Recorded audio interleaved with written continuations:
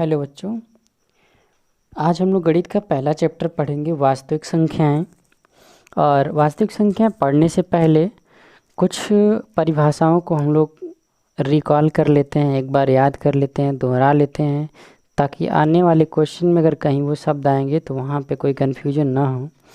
वैसे हमारे सिलेबस में क्या क्या है, तो हमको पढ़ना है इस चैप्टर में यूक्लिड विभाजन एल्गोरिथम पढ़ना है, अंकगणित की आधारभूत प्रमेय पढ़ना है और अपरिमेय संख्याओं का पुनर्भ्रमण करना। ये हमारे सिलेबस है, बहुत लंबा टॉपिक नहीं है, बहुत लंबा बहुत टफ भी चैप्टर नहीं है, लेकिन ये है कि आप परिभाषाओं को अच्छी तरीके से समझते रहेंगे तो कोई दिक्कत नहीं होगा समझने के लिए।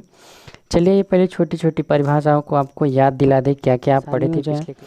तो क्लास 6 में आपने क्या क्या पढ़ा था, चलिए कुछ परिभाषा याद कर लेते हैं। जैसे नंबर किसको कहते हैं, एक अंकगणितीय मान जिसे हम शब्द या प्रतीक के द्वारा व्यक्त करते हैं तथा जिसका उपयोग हम विशेष वस्तुओं को व्यक्त करने में तथा उसको गिनने के लिए करते हैं, उसको हम लोग क्या कहते हैं, संख्या कहते हैं। अब ये संख्या प्राकृतिक संख्या क्या होती है, तो जो गिनती की संख्याएं होती हैं उन्हें हम लोग क्या कहते हैं, प्राकृतिक संख्याएं कहते हैं। पूर्ण संख्याएं क्या होती हैं, गिनती की संख्याओं को अगर शून्य के साथ मिला लिया जाता है, जीरो को ऐड कर लिया जाता है तो वो हमारा होल नंबर हो जाता है, पूर्ण संख्या हो जाता है। फैक्टर किसे कहते हैं, गुणनखंड किसे कहते हैं, तो किसी संख्या का जो गुणनखंड होता है उसका एक पूरा पूरा विभाजक होता है, मतलब उससे अगर भाग देंगे तो वह संख्या पूरा पूरा कट जाएगा। जैसे एग्जाम्पल से समझते हैं, मान लेते हैं 4, 1 गुणे 4 लिख सकते हैं, जहाँ पे एक जो है वो एक से जो 4 होगा पूरी तरीके से कट जाएगा। गुणज किसे कहते हैं, मल्टीपल्स, तो जिन दो संख्याओं को गुणा कराने के बाद कोई रिजल्ट आता है उसी को उसका क्या कहते हैं, गुणज। जैसे 20 जो है तो 20 का गुणज कौन है, 4 और 5, या कह सकते हैं 4 और 5 का जो गुणज है वो क्या है, 20 है। अगला देखिए अभाज्य संख्याएं किसे कहते हैं। अभाज्य संख्याएं भी संख्याएं होती हैं जो या तो एक से कटती हैं या तो खुद से कटती हैं, उनको हम लोग क्या कहते हैं, अभाज्य संख्याएं कहते हैं।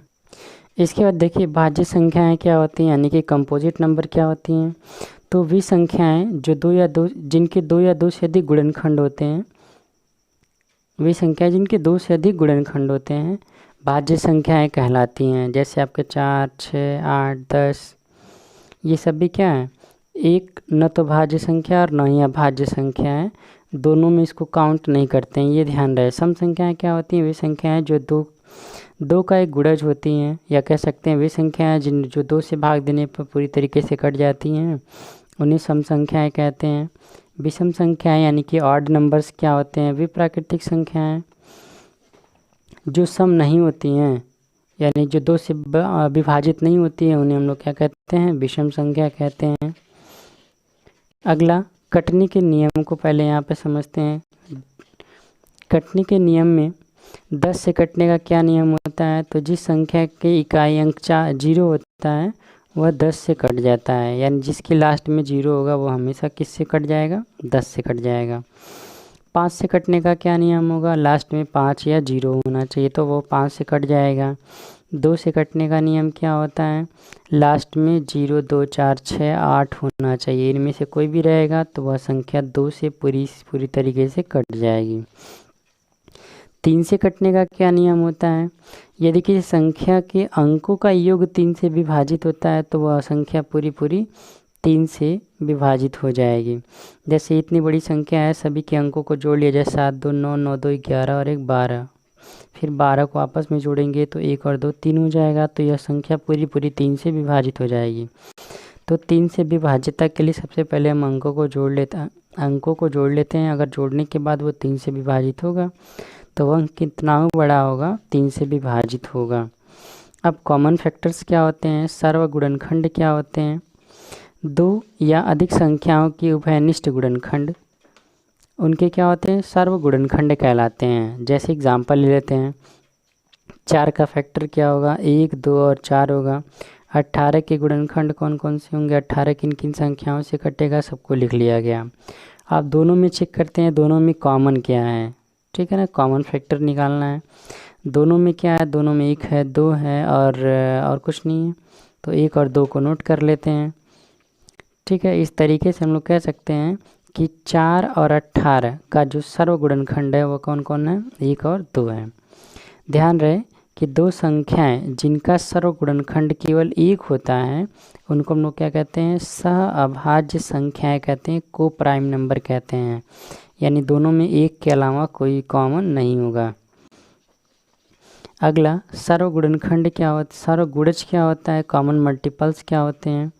तो दो या अधिक संख्याओं की उभयनिष्ठ गुणज उनके सर्वगुणज कहलाते हैं। जैसे एग्जाम्पल से समझते हैं, 4 का फैक्टर क्या क्या होगा, 4 का पहाड़ा लिखते हुए चले जाइए। 6 के गुणज क्या होंगे, 6 का। फिर अब इन दोनों में 4 और 6 में आगे चल के कॉमन क्या क्या मिल रहा है, फिर 12 मिल रहा है। 12 के बाद आप देखेंगे 24 मिल रहा है। फिर इसके बाद आगे लिखते चले जाएंगे तो इस तरीके से मिलता चला जाएगा। तो इन सभी में से कह सकते हैं 4 और 6 के उभयनिष्ठ जो गुणज हैं वो कुछ इस प्रकार से मिलेंगे, 12, 24, 36। तो इनके सर्वगुणज जो हैं वो यही कहलाएंगे, सर्वगुणज, कॉमन मल्टीपल्स। इसके बाद से नंबर आता है आपका SCF का। क्या होता है SCF, महत्तम समापवर्तक किसे कहते हैं। तो 2 या 2 से अधिक द्वितीय संख्याओं के सर्वगुणनखंडों में सबसे बड़ा जो सर्वगुणनखंड होता है इन द्वितीय संख्याओं का महत्तम समापवर्तक कहलाता है। या ऐसे कह सकते हैं, दोनों का फैक्टर करेंगे और जो उसमें से हाईएस्ट कॉमन आएगा, कॉमन लेंगे और जो सबसे अधिक बार कॉमन आएगा, हाईएस्ट कॉमन ही हमारा क्या कहलाएगा, मस कहलाएगा। लघुत्तम समापवर्तक क्या होगा, 2 या 2 से अधिक संख्याओं का लघुत्तम समापवर्त जो होता है वो इन संख्याओं के सर्वगुणजों, वहाँ पे गुणनखंड था, यहाँ पे गुणज यानी कि मल्टीप्लाई करते हुए लिखते चले जाएंगे। सर्वगुणजों में सबसे छोटा गुणज होता है, इसे संक्षेप में लॉसा या एलसीएम भी लिखते हैं। चलिए एग्जाम्पल से दोनों को समझ लेते हैं। अगर 4 और 8 का लॉस और मस दोनों ज्ञात करना हो तो आप क्या करेंगे, सबसे पहला काम करेंगे 4 का फैक्टर निकाल लेंगे और 8 का फैक्टर निकाल लेंगे। उसके बाद दोनों में कॉमन क्या है, दोनों में 1, 2 और 4 कॉमन है, लिख लेंगे। तो हाईएस्ट कॉमन तो 1 भी है, 2 भी है, लेकिन अधिक से अधिक कॉमन क्या है, तो तीनों है, तीनों का मल्टीप्लाई कर लेंगे। या ऐसे कह सकते हैं जो बड़ा वाला कॉमन होगा, हाईएस्ट, वो कौन सा अंक है, 4 है, वो हमारा मसा हो जाएगा। फिर इसी तरीके से इनमें अगर हम लोग गुणज लिख लेते हैं, 4 का गुणज, 4 का पहाड़ा, फिर 8 का पहाड़ा, दोनों में सबसे पहला जो होगा वो मिलने वाला दोनों में होगा, वही इन दोनों का लॉसा होगा। तो सबसे पहले क्या मिल जा रहा है, 8 मिल जा रहा है, 8 दोनों में है, इसलिए कह सकते हैं 4 और 8 का लॉसा जो है वो 8 है, 4 और 8 का जो मसा है वो कितना है, 4 है। अब इसके बाद देखिए अभाज्य गुणनखंड क्या होता है, यानी प्राइम फैक्टराइजेशन क्या होता है। यदि किसी संख्या को उसके गुणनखंडों के रूप में व्यक्त किया जाए तो हम कहते हैं कि हमने उस संख्या को गुणनखंडित किया है, फैक्टर कर लिया है। जैसे 24 को 3 गुणे 8, तो हम कहते हैं कि 24 के गुणनखंड कर लिए हैं और इसका जो 2 गुणनखंड मिला है वो कौन कौन सा मिला है, 3 और 8 मिला है। अब यहाँ पे एक एग्जांपल ले लेते हैं, 24 इसका अभाज्य गुणनखंड तो हो गया, 3 और 8 तो गुणनखंड है, लेकिन अभाज्य गुणनखंड का मतलब ऐसा गुणनखंड किया जाए कि फिर दोबारा उसका गुणनखंड ना निकले, तो वो हमारा हो जाता है प्राइम फैक्टराइजेशन, यानी उससे छोटा वो नहीं होगा। तो यहाँ पे अगर 24 है तो 24 का फैक्टर आप कर लेंगे तो 2 गुणे 2 गुणे 2 गुणे 3 मिलेगा। फैक्टर करने का नियम आपको पता ही होगा, कुछ इस तरीके से आप करते हैं। 24 लिख लेंगे, 2 से कट करेंगे 12, फिर 2 से 6, फिर 2 से 3, फिर 3 से 1 हो जाएगा। तो उसी चीज़ को यहाँ पे लिख लेंगे। तो ये हमारा होता है प्राइम फैक्टराइजेशन अभाज्य गुणनखंड। पूर्णांक संख्या क्या होता है, पूर्णांक संख्याओं का एक संग्रह होता है, एक कलेक्शन होता है जिसमें पूर्ण संख्याएं एवं ऋणात्मक संख्याएं सम्मिलित होती हैं। उन सबको हम लोग क्या कहते हैं, पूर्ण संख्याएं कहते हैं, इंटीजर्स नंबर कहते हैं। क्लास 9th में आप पढ़े होंगे, क्या पहले ही चैप्टर में पढ़े होंगे, रेशनल नंबर। तो रेशनल नंबर क्या होते हैं, परिमेय संख्याएं क्या होती हैं। परिमेय संख्या वे संख्याएं होती हैं जिनको हम लोग P/Q के रूप में व्यक्त कर सकते हैं। उन्हें हम लोग क्या कहते हैं, परिमेय संख्या कहते हैं, जहाँ पे Q is not equals to 0, यानी ऐसी संख्या जिसको हम लोग अंश अपान हर के रूप में लिख सकते हैं, जहाँ पे हर का मान 0 नहीं होना चाहिए, उसे हम लोग क्या कहते हैं, परिमेय संख्या कहते हैं। 0 भी एक परिमेय संख्या ही है, क्योंकि 0 अपान 1 लिख सकते हैं। अपरिमेय संख्या क्या होता है, तो s को हम लोग अपरिमेय संख्या कहेंगे कब, जब इसको p अपान q के रूप में नहीं लिख सकते हैं। तो इसको कुछ उदाहरण के लिए यहाँ पे √2 हो गया, √3, √5 पे सभी के सभी जो हैं वो अपरिमेय संख्याएं हैं, इनको कभी भी हम लोग p अपान q के रूप में नहीं लिख सकते हैं। फिर इसके बाद से आप क्लास 9th में पढ़े होंगे आपका शांत दशमलव प्रसार, टर्मिनेटिंग डेसिमल एक्सपेंशन क्या होता है।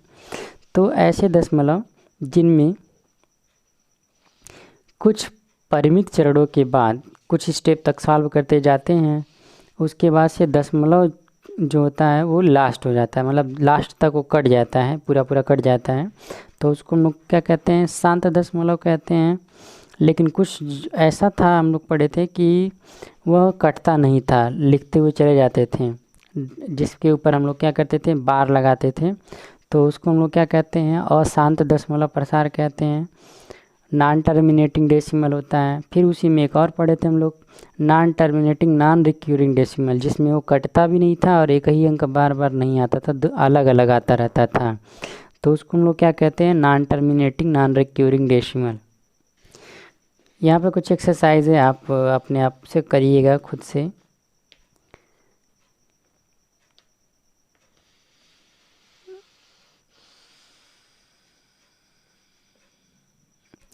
नेक्स्ट जो है, अब हम लोग चैप्टर स्टार्ट करेंगे क्लास 10th का जो है यूक्लिड्स विभाजन प्रमेयिका से, जो कि आपको नेक्स्ट वीडियो में मिल जाएगा।